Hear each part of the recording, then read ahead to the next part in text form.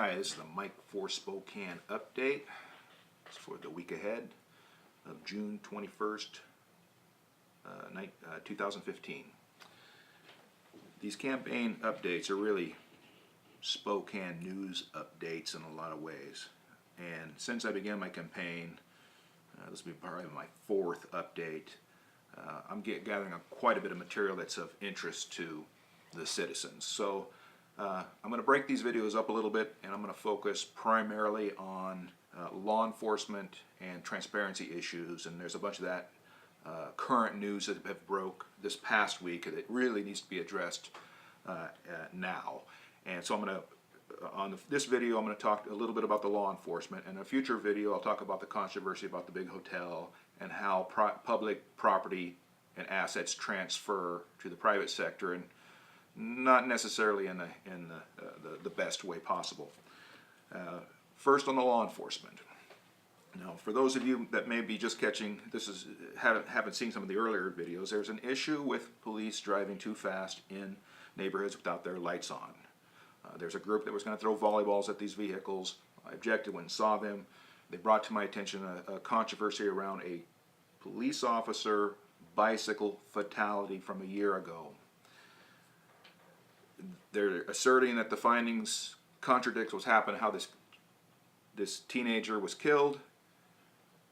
There's a report that's supposed to say that the kid was not hit by the cop car. A question of how the kid sustained the injuries and the various witnesses has become a little bit controversial. I have gone to both the city and the valley trying to find out, all right, what does the official record show? But the official record has not been released yet. City Council President Stuckart has said that he would try to get it made available.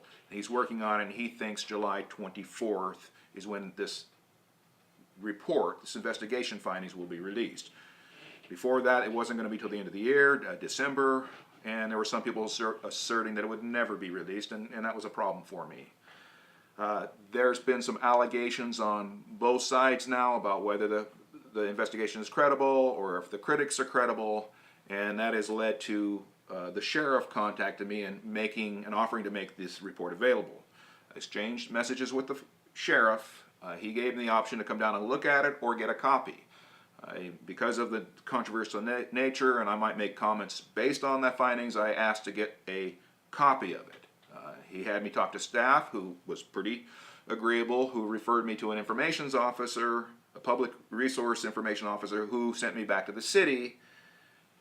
That was kind of the problem. I was having a problem. It was slow with the city. I was hoping to get it from the sheriff's office. It's probably best that I get it from the city, because I shouldn't be going to law enforcement about existing records, official records of their own activity. There should be an independent person.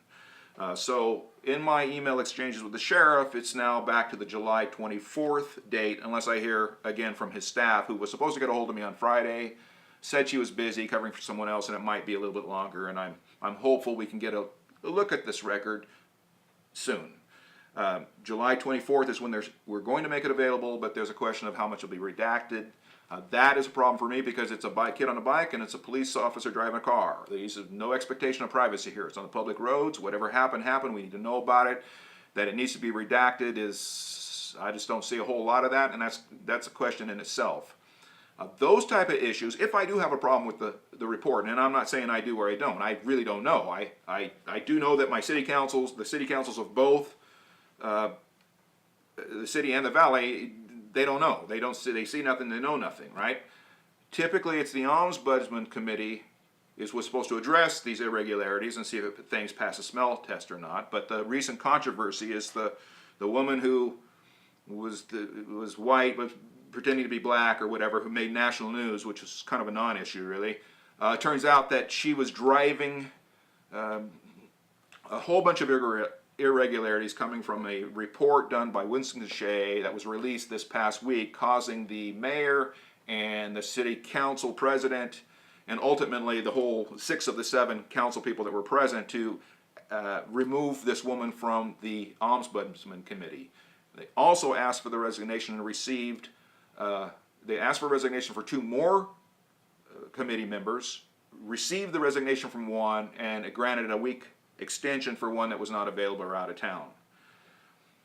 There's a big problem with this ombudsman thing because we've been wrestling with this police oversight, this independent citizen recourse for a decade now.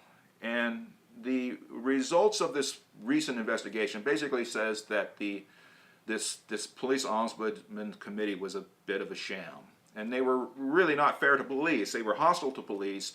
They were driving political agendas, and they appear to have, they're trying to change laws through the city council. And we have a feeling that a lot of this sanctuary city stuff and a lot of certain things that we're imposing and not really best for our community are coming out of this ombudsman's kind of political belief, this committee, this group here.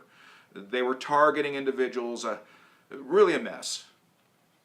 I thank the mayor and I thank the council for identifying a problem and trying to move quickly to resolve this thing.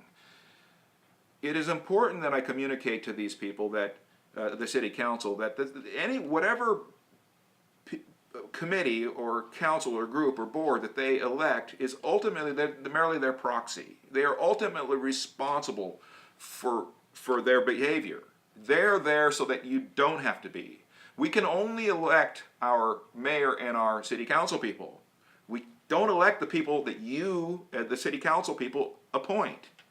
So I encourage the city council and the council president and the mayor to ignore the media, ignore all these second guessing, and just take responsibility for yourself and get somebody on that committee that you trust and that will look at it and keep you well informed accurately.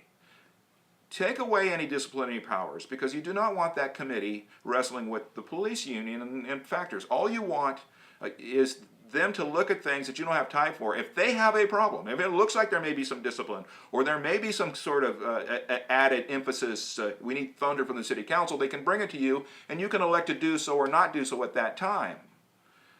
You want these people, whoever you appoint, they are your proxy, they are your responsibility. They have one thing, the only thing you need to worry about right now is, are they getting the job done or not? All this stuff about background checks and degrees and certification experience really is secondary. You want people with good character, people that you can trust, and you're giving it to you straight. We have a First Amendment. We have the right to free assembly. They can assemble and they can talk about the matters that come before that the citizens might bring up. If the citizen has a problem with some kind of incident with the police, they can gather, they can discuss it. They don't really need anybody's permission. If you give them some kind of a capacity to act as your proxy, well then great. You're depending on them to look and give you your eyes and ears in essence and to let you know if we really have a problem. And you do want people that can kind of understand the process and understand the rules of engagement and when people are stepping across the line. What we don't have now, there's no confidence in this committee. It goes right back to the stuff that came out of the AutoZim thing where we don't have a process.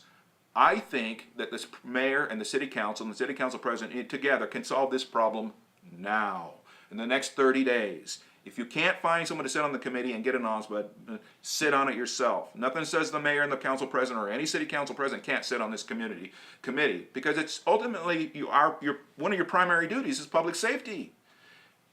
And we need a good independent hearing of these matters. We do not need someone that's already biased against the police, has been hostile and attacking because there's no credibility here. It's not fair to the police. I urge the council, I urge the president, the president of the council, and the mayor to take swift action here, and no more excuses. Don't worry about what the media, the talk radio, the paper, or even what the state and the federal government think. It's our responsibility. Take charge. You can do this, and I thank you for trying.